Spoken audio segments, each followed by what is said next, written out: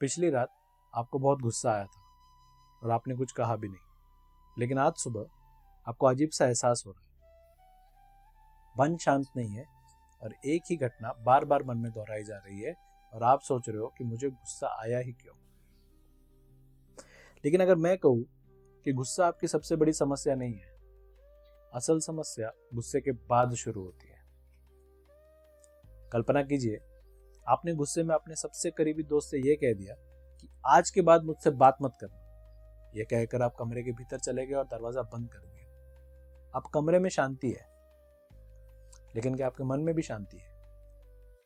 नहीं, वही बातचीत बार बार मन में दोहराई जा रही है।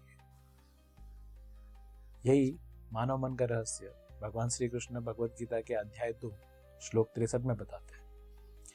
वे कहते हैं, क्रोधा भवति सम्मोहः सम्मोहात् स्मृति विभ्रमः स्मृतिभ्रंशात् बुद्धिनाशो बुद्धिनाशात् प्रणश्यति।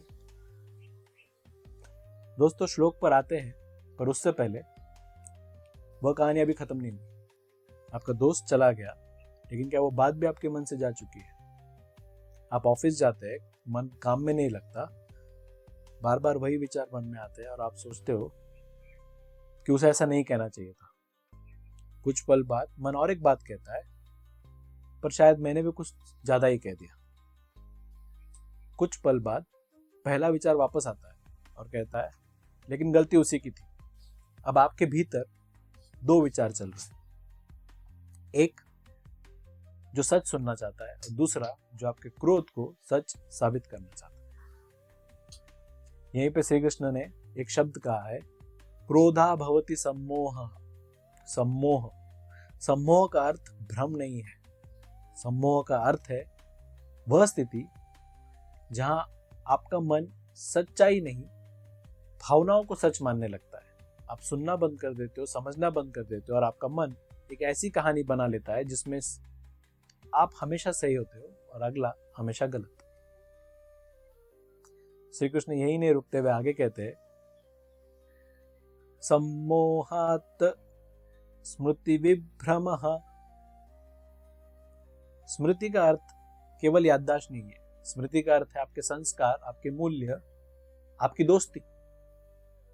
जरा सोचिए, जो दोस्त बचपन से आपके हर मुश्किल में आपके साथ खड़ा था, जिसे आपने आपका भाई कहा था, एक घटना इतनी बड़ी हो गई कि सालों की दोस्ती को 1 मिनट में आप भूल गए। दोस्ती खत्म नहीं हुई, बस उस पल में आपने उस दोस्ती को याद नहीं किया। स्मृति विभ्रमा।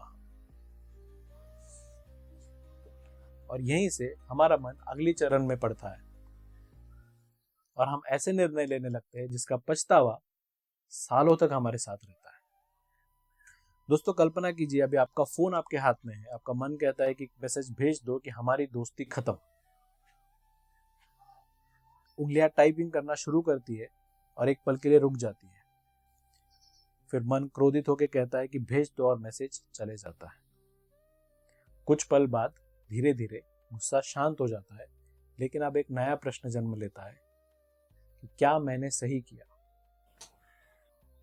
यही भगवान श्री कृष्ण अगले चरण में बताते हैं, बुद्धिनाशो प्रणश्यति। बुद्धि यानी वह शक्ति जो हमें निर्णय लेने से पहले एक पल रुकना सिखाती है। जब क्रोध बुद्धि से बड़ा हो जाता है, तब निर्णय हम नहीं, क्रोध ले रहा होता है। महाभारत में भी एक योद्धा यही भूल कर बैठा था। उनका नाम था अश्वत्थामा। युद्ध लगभग खत्म हो चुका था। उनके प्रिय मित्र दुर्योधन मृत्यु के द्वार पर थे। दुख, क्रोध और बदले की भावना उनके मन में एक साथ चल रही थी। उस रात अगर अश्वत्थामा एक पल के लिए रुक जाते तो शायद आज इतिहास कुछ और होता,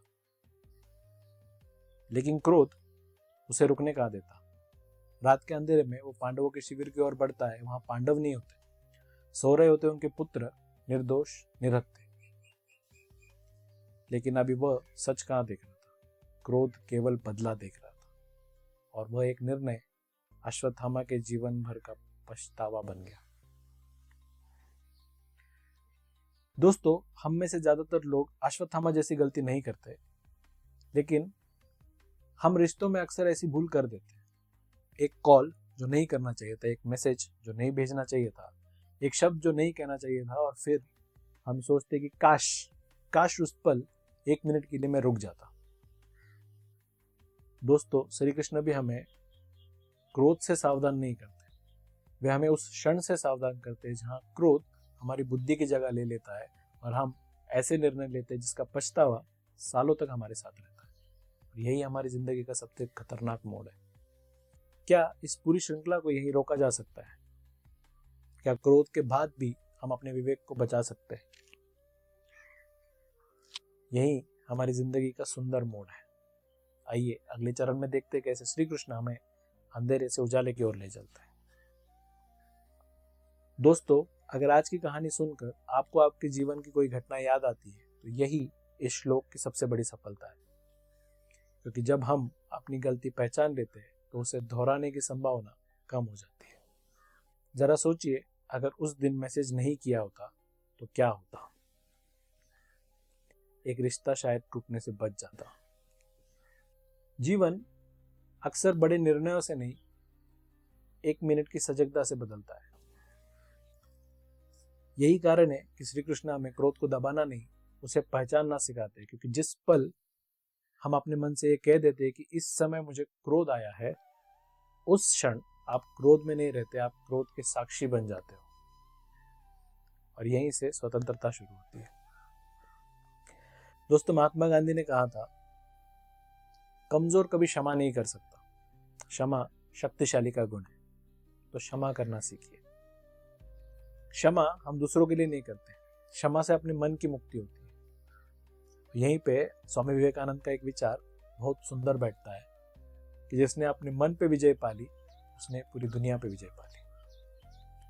भगवान श्री कृष्ण भी यही सिखाना चाहते हैं कि दुनिया जीतने से पहले अपने मन को जीतिए। आज से एक छोटा सा नियम बनाते हैं, जब भी क्रोध आए तो कोई निर्णय मत लीजिए, कोई संदेश मत भेजिए, कोई रिश्ता खत्म मत कीजिए। बस एक पल के लिए अपने मन से एक प्रश्न पूछिए कि ये जो बोल रहा है ये मैं हूं या मेरा क्रोध है?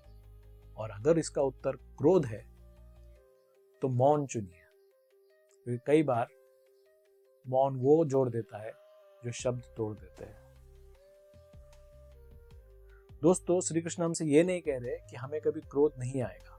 श्री कृष्ण हमसे ये कह रहे हैं कि उस क्रोध को अपना स्वामी ना बनने दे। याद रखिए, एक विचार आसक्ति बन जाता है, आसक्ति इच्छा बन जाती है, इच्छा क्रोध बन जाती है, लेकिन एक सजग क्षण इस पूरी श्रृंखला को यहीं रोक सकता है।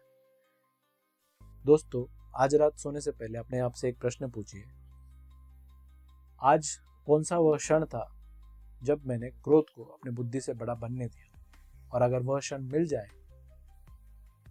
तो कोशिश कीजिए कि कल उसे ना दोहराए।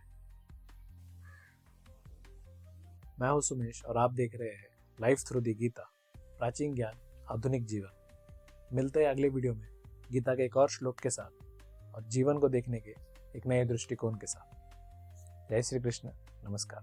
वीडियोस बनाने हैं, फिल्मोरा है ना,